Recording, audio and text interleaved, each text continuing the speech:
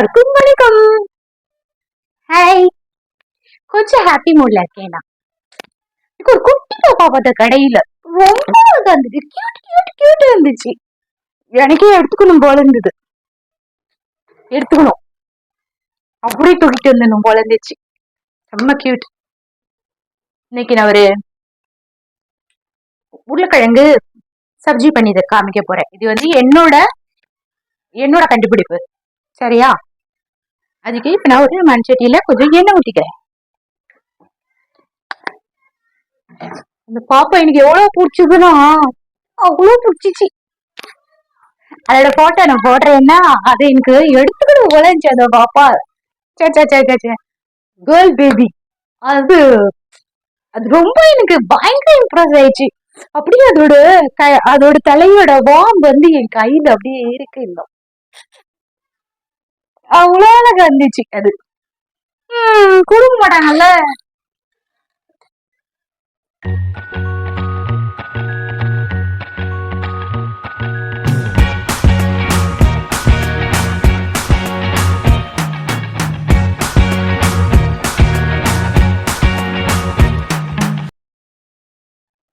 Photo பாத்தீங்களா எப்படி இருந்துச்சுல்ல? கட்டிட்டு போலன்னு. சரி, இது வந்து எப்படின்னா சின்ன சின்ன மாற்றங்கள் செய்யும் போது ஒரு டிஷ் வந்து ரொம்ப ரொம்ப பிரமாதமா ஆயிடும்.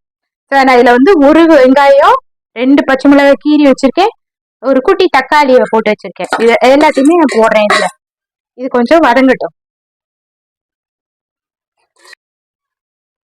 இப்ப நம்ம இதுல என்ன போட்டிருக்கோம்னா, ஃபர்ஸ்ட் ஆயில் போட்டிருக்கோம், சோம்பு போட்டிருக்கோம், வெங்காயம் போட்டிருக்கோம், தக்காளி போட்டிருக்கோம், பச்சை மிளகாய் போட்டிருக்கோம், உப்பு போட்டிருக்கோம் இதுக்கு. இப்போ இது கூட கொஞ்சம் மஞ்சள் பொடி, உங்க காரத்துக்கு தக்கன மிளகா பொடி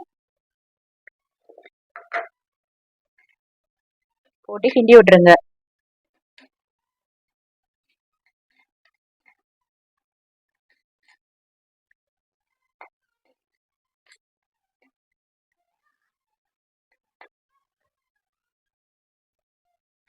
இது மண் சட்டியில, நான் எல்லாமே மண் சட்டியில தான் சமைக்கிறேன். இது வந்து மீன் குழம்பு, இது வந்து காரக்குழம்பு, இது வந்து சொரைக்காய் கூட்டு மத்தியானம் பண்ணது. என் ஃப்ரெண்டு ஒருத்தவங்களுக்கு மண் சட்டி வாங்கி கொடுத்தேன். அவங்க கீழ வந்து ஒரு கொஞ்சமா போட்டு ஒரு ஸ்பூன் போட்டு ஒரு டிஷ் ஏதோ பண்ணி கொடுத்துருக்காங்க. அவங்க ஹஸ்பண்டோட ஆபீஸ்ல சொல்லியிருக்காங்க நிறைய கீ போட்டிருக்காங்க அப்படின்னு. அந்த மண்பானையோட டேஸ்ட் வந்து நம்மளுக்கு ஹெவியா ரிச்சா காமிக்குது. உண்மையிலேயே மண்பானை, இந்த இரும்பு உலகம் மாறிட்டு வருதுன்னு வைங்களேன். இதுக்கு உங்களுக்கு இஞ்சி பூண்டு வேணும்னா போட்டுக்கோங்க, இல்லைன்னா பூண்டு மட்டும் கூட நசுக்கி போட்டுக்கோங்க. அது உங்களுக்கு இஷ்டத்தை பொறுத்து இருக்கு. தக்காளி வந்து சின்ன தக்காளியே போதும், ஏன்னா நம்ம வந்து கேர்டு போட போறோம். அதனால உங்களுக்கு வந்து ஒரு சின்ன தக்காளி போதும். இதுக்கு வந்து புதினா கொஞ்சம் கண்டிப்பா தேவைப்படும். நான் கொஞ்சம் கட் பண்ணி வச்சிருக்கேன். உருளைக்கிழங்கு ஒரு 3 எடுத்து வேக வச்சு தோல் உரிச்சு லேசா மேஷ் பண்ணி வச்சிருக்கேன். ரொம்ப மேஷ் பண்ணீங்கன்னு வச்சுக்கோங்களேன், இந்த மிளகாயோட டேஸ்ட் எல்லாம் தெரியாம போயிடும். அப்படியே ஒரு மாதிரி இந்த கடையில எல்லாம் நீங்க என்னத்தான் வாங்குனீங்கனாலும் நான் ரொம்ப யோசிச்சு கேட்பேன், எப்படி உங்க டேஸ்ட் வந்து அப்படி இருக்கு, இப்படி இருக்கு, இப்படி இருக்கு, அப்படி இருக்கு சொல்லுவாங்கன்னு. அதுல ஒரு மாதிரி கடையில வந்து ஏதோ ஒரு பிளெண்ட் ஆகி ஒரு ஆயில் பிரிஞ்சு ஒரு பொருளை கொடுக்கணும்ட்டு தான் கொடுப்பாங்க. எனக்கு தெரிஞ்சு அது வந்து அந்த அளவுக்கு எனக்கு டேஸ்டா தெரியல. இந்த மாதிரி நீங்க ஆளு கொஞ்சம் சின்னது பெருசுமா அப்படி உடச்சிக்கும் போது அது வந்து நல்லா இருக்கும். இந்த இந்த பிரெஞ்சு டிஷ் பண்ணும் போது நீங்க நல்லா மேட்ச் பண்ணீங்கன்னா அது அப்படிதான் இருக்க முடியும், அது அப்படிதான் இருக்கும். ஸோ அதுக்கு நீங்க கொஞ்சம் அப்படி பண்ணலாம். பட் நம்மளோட சவுத் இந்தியன் டிஷ்க்கு இந்த மாதிரி பண்றது பெஸ்ட். சரி, ஓகே. இது இப்ப வந்துருச்சு. இது கொஞ்சம் எண்ணெய் பிரிய ஆரம்பிச்சிச்சு. நான் இப்போ இதுல வந்து இந்த ஆலூலாம் சேர்த்துக்கிறேன்.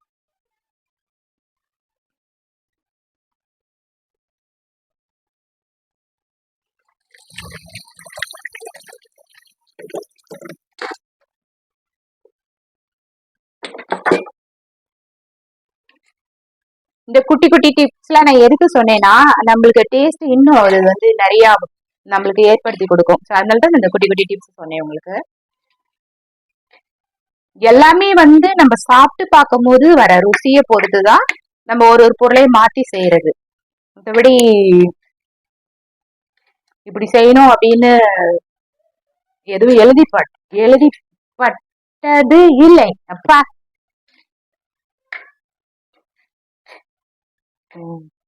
இப்ப இது வந்து இதுக்கு போதும். இப்போ நான் வந்து இதுல இது ரொம்ப சிம்பிள் டிஷ், அதனால வந்து உங்களுக்கு எவ்வளவு ஈஸியா சொல்லி தர முடியுமோ அவ்வளவு ஈஸியா சொல்லி தரேன். இல்ல நான் வந்து ஒரு 2 பிஞ்சு கரம் மசாலா போட்டிருக்கேன்.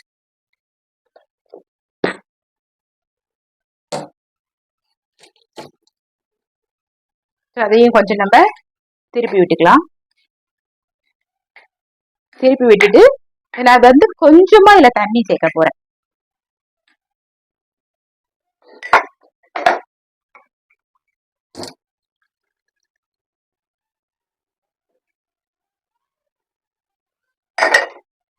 நான் ஆக்சுவலா தண்ணி வந்து சேர்க்க மாட்டேன்.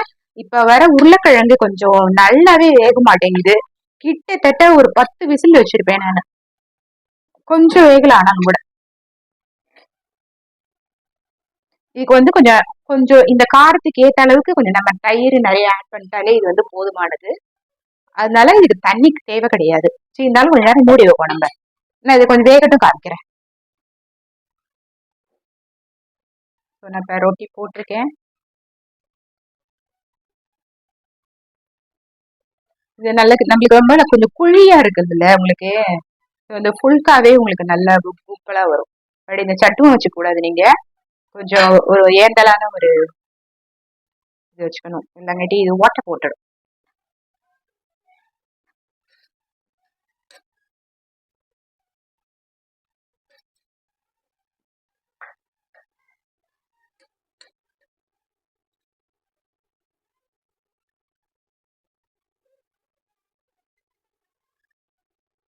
சரிங்களா?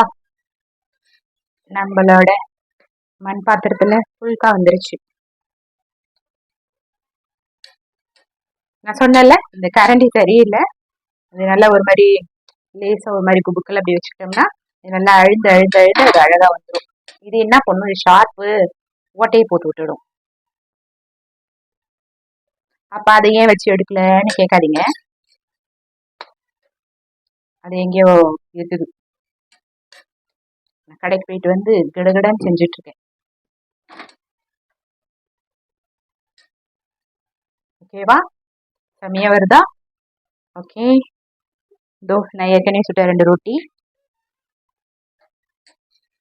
இது 3வது ரொட்டி. ஓகே. நம்மளோட சப்ஜி, ஆலு சப்ஜி. இது சாப்பிட்டு பாருங்க, ஒரு பிரியாணி டேஸ்ட்ல இருக்கும். சூப்பரா இருக்கும். சரி, சாப்பிட்டு பார்த்துட்டு சாப்பிட்டு பாருங்க எப்படி இருக்குன்னு, அப்பதான் தெரியும். ஓகே, நம்ம இன்னொரு வீடியோல மீட் பண்ணலாம். நம்மளோட நல்லா ஃபுல்காவும் ரெடி ஆயிடுச்சு. இதுல எப்படி வச்சு மூடி வைக்கும் போது நம்மளுக்கு வந்து அது நல்லா வெட்டாவே இருக்கும். ஸோ சாப்பிடவும் நல்லா எம்மியா இருக்கும். ஓகே, நம்ம இன்னொரு நல்ல வீடியோல மீட் பண்ணலாம். தேங்க்யூ.